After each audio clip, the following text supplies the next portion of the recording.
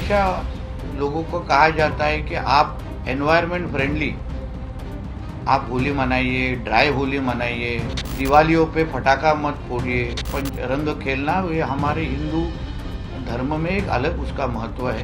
दिवाली में पटाखे क्यों बजाए जाते हैं उसका भी एक अलग महत्व है। तो फिर आने वाली बकरी ईद वो भी अगर एनवायरनमेंट फ्रेंडली मनाए, वर्चुअल बकरी ईद मनाए, तो उसमें गलत क्या है। बहुत सारे मुल्ला मौलवी बाहर आके हमको मेरे को गालियाँ दे रहे हैं, बड़े बड़े सिख बता रहे हैं कि इस्लाम में ये लिखा नहीं है।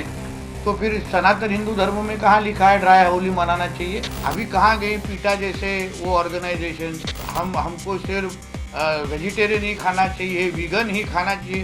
फिर वो अभी कहाँ छुपे हैं सारे बॉलीवुड कलाकार। तो जो नियम हिंदुओं को लगता है, हिंदू त्योहारों को वक्त लगता है, फिर वो नियम बकरी ईद के वक्त भी लगना चाहिए। इतना सरल सीधी बात है। कोई भी जब भी होली का त्यौहार आता है, कोई भी हमारा दिवाली का त्यौहार आता है, तो भी हमेशा जो कोई पर्यावरण प्रेमी लोग है, पीटा जैसे संस्था है, हमेशा लोगों को कहा जाता है कि आप एनवायरनमेंट फ्रेंडली, आप होली मनाइए, ड्राई होली मनाइए, दिवालियों पे फटाका मत फोड़िए। अभी होली में रंग खेलना ये हमारे हिंदू धर्म में एक अलग उसका महत्व है। दिवाली में पटाखे क्यों बजाए जाते हैं उसका भी एक अलग महत्व है।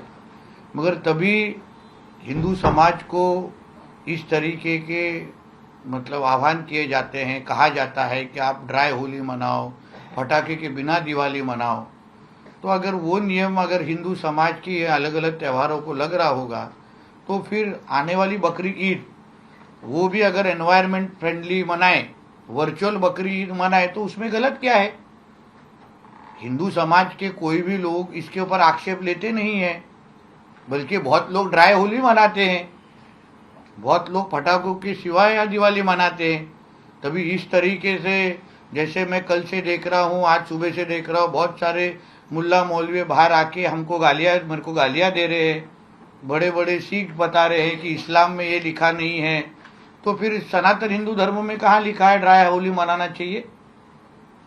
सनातन हमारे पुराणों में, हमारे इसमें कहाँ लिखा है कि पटाखों के सिवाय दिवाली मनाना चाहिए।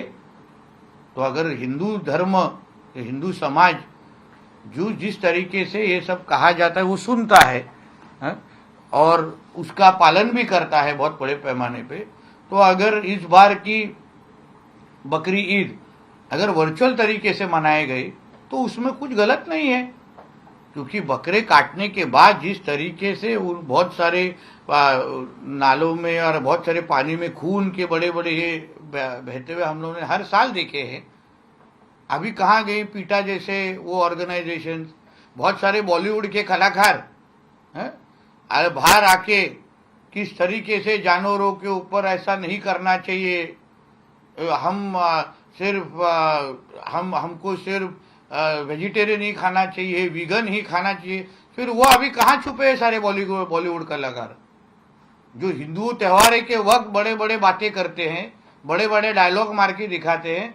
अभी हिम्मत होगी या तो फिर अगर जिस तरीके से सर्वधर्म समभाव हमारे देश में है, तो जो नियम हिंदुओं को लगता है, हिंदू त्योहारों को वक्त लगता है, फिर वो नियम बकरी ईद के वक्त भी लगना चाहिए। इतना सरल सीधी बात है।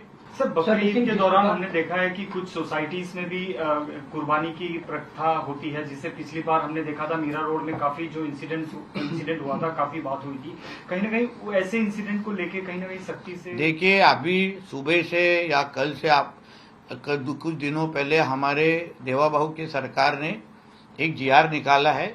वो जीआर के अगर आपने अच्छी तरीके से पढ़ा है तो उसमें इस तरीके से कोई भी कुर्बानी किसी भी तरीके से गौ मांस ये कोई भी अगर कुछ कर रहा होगा तो डायरेक्ट मौकों का प्रावधान उस जीआर में दिया है।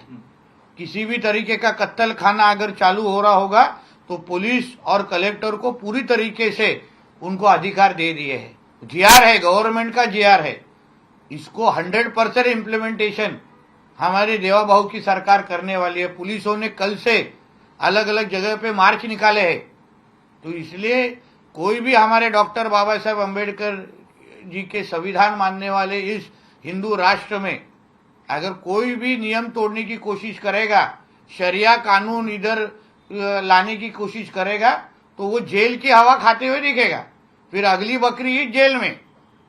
इतना याद रखना। देश दुनिया की ताजा खबरें और वीडियोस के लिए अभी डाउनलोड करें पत्रिका ऐप।